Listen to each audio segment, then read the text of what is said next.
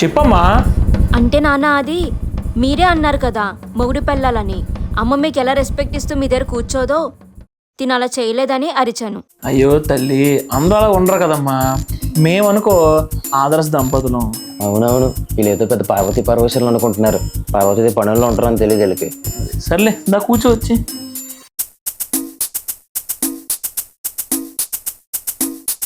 వీళ్ళ నాన్న ఉండగా ఇది ఏం చేయలేదన్నమాట. ఇదే మనకు మంచి టైం.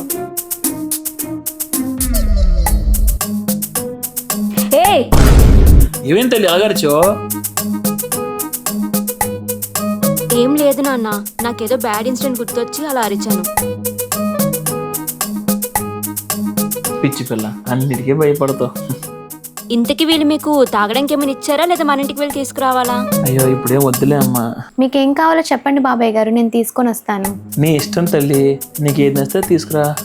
సరే నాన్న నేను వాటర్ తాగుతాను. వెళ్ళమ్మా, నాకు చెప్పి కానీ ఏ పని చేయదు. ఇచ్చిన కొడక అది నీకు చెప్పకుండా ఎన్నెన్నో చేస్తుందిరా. నా కూతురు బంగారం. ఇక్కడ ఎవరెవరికో ఆస్కార్లు ఇస్తున్నాడు కదే, ఏం జీవిస్తున్నావే, నీకేవాళ్ళు ఆస్కార్లు? నాన్న నేను వెళ్ళనా? వెళ్ళమ్మా వెళ్ళు.